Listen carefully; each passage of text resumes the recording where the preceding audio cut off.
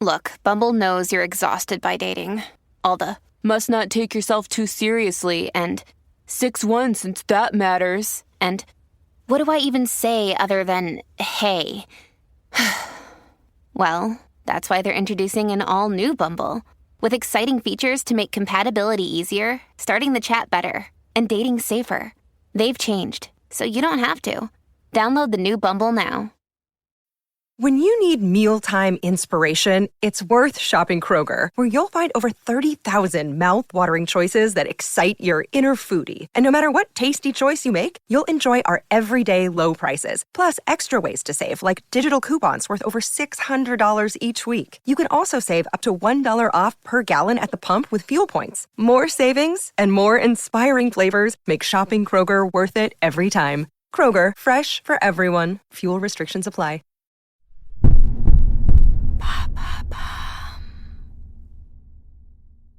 Quand Noël approche, on a besoin de rêver. Cette année, c'est pas spécialement évident, je vous l'accorde. En ce mois de décembre 2020, j'ai quand même voulu tenter le coup et j'ai décidé de vous proposer une saison spéciale couples royaux. Et oui, ce mois-ci, on va voyager dans le monde et à travers l'histoire pour raconter les couples marquants de la royauté, leur magnificence comme leur côté sombre. Avant de commencer ce nouvel épisode, on prend juste quelques secondes pour vous présenter notre partenaire.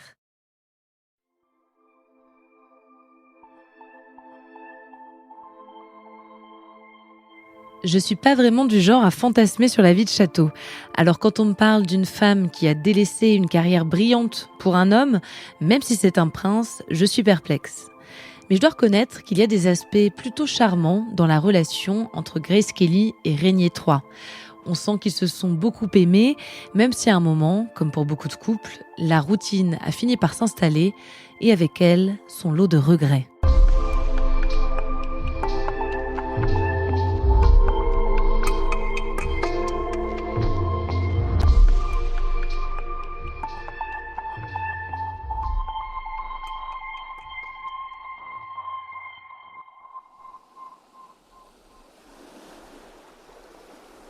« 1955, Cannes. C'est la panique au Carlton de la Croisette. Les plombs viennent de sauter, l'électricité ne fonctionne plus. De quoi bouleverser la mise en beauté de Grace Kelly, une des plus grandes vedettes attendues pour cette 8e édition du Festival du film. Mais ce n'est pas pour une projection que la belle blonde se prépare, ni pour la montée des marches, mais pour une séance photo prévue à quelques kilomètres de là, à Monaco. Le journal Paris Match a organisé une rencontre entre l'actrice et Régnier III, le prince monégasque. Impensable de se présenter au palais princier en robe froissée et mal coiffée. Mais le temps presse. Grace doit délaisser ses tenues de couturier et enfiler une banale robe à fleurs, la seule dans sa valise qui ne nécessite pas de repassage. Elle part, les cheveux encore humides, pour le rendez-vous le plus important de sa vie. Pourquoi faire se rencontrer ce jour-là un prince et une actrice hollywoodienne ? On a une petite idée. Mais pourquoi Grace et pas une autre ? Tout simplement parce qu'elle a l'étoffe d'une princesse. Grace Kelly a grandi à Philadelphie dans une famille fortunée. Son père, 3 fois médaillé olympique d'aviron, est aussi un grand entrepreneur. Sa mère est une ancienne mannequin et championne de natation. La famille Kelly est une incarnation du rêve américain. On y célèbre le sport, la discipline et la réussite. Grace grandit entourée de 2 sœurs et d'un frère. Elle est une enfant rêveuse et timide. Alors qu'elle n'a que 12 ans, son oncle George, acteur et metteur en scène, lui offre sa première expérience sur les planches. Il devient en quelque sorte son mentor. C'est lui qui la pousse à passer des auditions quand ses parents sont plus perplexes. À 18 ans, Grace quitte Philadelphie, direction New York. Elle intègre la prestigieuse American Academy of Dramatic Arts. Elle tourne dans des publicités de chewing-gum ou de savonnette pour arrondir les fins de mois. C'est comme ça qu'on la repère à Hollywood et le public la découvre dans son premier film, High Noon, aux côtés de Gary Cooper. But that's no concern of yours, not anymore. I'm the one who sent him up. Well, that was part of your job. That's finished now. They've got a new marshal. Won't be here till tomorrow. Seems to me I've got to stay. Anyway, I'm the same man with or without this. Well, that isn't so. I expect he'll come looking for me. 3 of his old bunch are waiting at the depot. That's exactly why we ought to go. They'll just come after us. 4 of them. Mais c'est une rencontre qui va hisser Grace au rang de star mythique du cinéma. Alfred Hitchcock la découvre en visionnant un essai pour lequel elle n'a pas été retenue. Il voit immédiatement son potentiel. Pour lui, il réside dans la tension entre sa beauté froide, tout en retenue, et sa sensualité. Elle joue dans 3 films du réalisateur. Le crime était presque parfait, Fenêtre sur cour et La main au collet. C'est durant le tournage de ce dernier film que Grace tombe amoureuse de la Côte d'Azur. Elle tourne à Cannes, Nice, à Grasse, à Monaco. On est alors en 1954, 1 an avant sa rencontre princière. En 1955, Grace remporte l'Oscar de la meilleure actrice. Elle a 26 ans. C'est précisément l'âge auquel Régnier a été couronnée quelques années plus tôt, en 1949.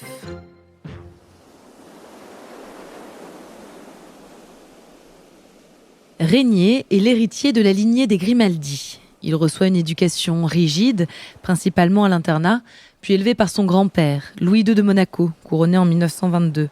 L'homme est austère, pétainiste, et pendant l'occupation allemande, il joue fortement le jeu de la collaboration. Il facilite la déportation de Juifs. En 1944, Régnier décide de laver l'honneur de la famille. Il s'engage dans l'armée française et prend part aux opérations de la campagne d'Alsace. Il sera décoré pour ça.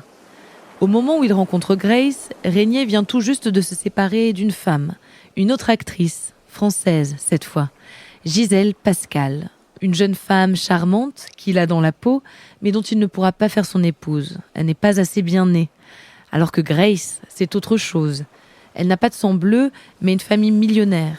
Elle a les manières et l'élégance, assez bien élevée pour être princesse, assez glamour pour séduire les riches touristes que Régnier souhaite attirer sur le rocher. Mais même si la rencontre entre Grace et Régnier manque sûrement de spontanéité, il se passe quelque chose ce jour-là. Dans les premiers instants, ces 2 grands timides sont dans la réserve. Sur les clichés de Paris Match, ils regardent tous les 2 le bout de leurs chaussures. Mais à mesure qu'ils se promènent dans les jardins du palais, ils se détendent. Ils plaisantent. Régnier présente à Grace ses animaux exotiques, 2 lions, 3 singes et un tigre d'Asie. Le courant passe et le rendez-vous devient romantique. À la fin du festival, Grace rentre aux États-Unis. À distance, ils s'écrivent, se téléphonent. À la fin de l'année 1955, Régnier décide de la rejoindre. Il est invité à fêter Noël dans la famille de Grace. Ce soir-là, surprise, il demande sa main. L'annonce du mariage fait rapidement le tour du monde. On en parle comme d'un conte de fées, et ça en a l'apparence.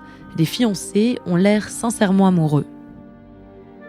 Le mariage est organisé en grande partie par la Metro-Goldwyn-Mayer avec qui Grace est encore en contrat. Le studio met le paquet. 300 millions de francs sont dépensés pour l'occasion. En échange, il négocie l'exclusivité des droits du documentaire du mariage. C'est clairement la célébration du siècle. Pour Grace et Régnier, c'est beaucoup de stress et d'exposition. Pas vraiment ce qu'ils avaient en tête. Et ça se ressent sur les images tournées lors de la cérémonie. Grace apparaît amaigrie, le visage triste. Mais une fois mariés, ce sont eux qui deviennent des pros de l'image. Grace et Régnier mettent en scène leur quotidien, la naissance de leurs enfants, Caroline, Albert et Stéphanie. Les moments de jeu et de complicité en famille. Encore une fois, ils font rêver le monde entier. Ils sont beaux, riches et amoureux. Régnier entreprend d'immenses travaux à Monaco. Cela lui vaudra le surnom du prince bâtisseur. L'immobilier de luxe explose, les milliardaires du monde entier affluent sur le rocher. Toutes les fortunes françaises s'exilent à Monaco, ce qui crée un climat de tension entre la France et la principauté. En 1962, Alfred Hitchcock propose un nouveau rôle à Grace. Elle n'a pas tourné dans un seul film depuis ses fiançailles. Elle accepte avant de se rétracter. On raconte que Régnier, en grand patriarche, lui aurait interdit. D'autres rumeurs disent que c'est Grace qui ne se sentait plus capable de jouer. Dans tous les cas, il flottait autour de la princesse une certaine nostalgie du cinéma, une sensation d'inachevé. Tout espoir de voir Grace de retour sur un écran s'éteint le 13 septembre 1982. Ce jour-là, elle accompagne sa fille Stéphanie, 17 ans, à l'aéroport pour prendre un avion direction Paris. Sur les routes sinueuses qui bordent la côte, elle perd le contrôle du véhicule. La voiture quitte la chaussée et s'immobilise 35 mètres plus bas sur le parking d'une villa. Grace est tuée dans l'accident, Stéphanie survivra.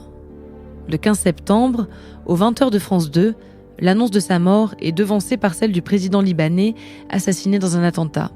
Gros titre de l'actualité ce soir, la mort de la princesse Grace de Monaco. On l'a appris à peu près à la même heure que celle du président Gemayel, vers minuit, et sans avoir les mêmes conséquences politiques, bien sûr.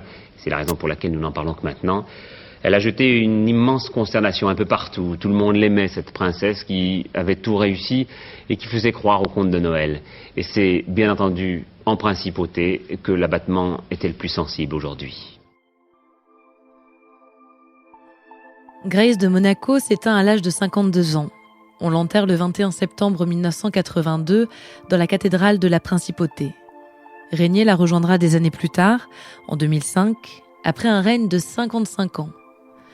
Leur histoire restera une des plus belles de la royauté moderne, une véritable histoire d'amour, avec ses moments d'éclat et ses regrets.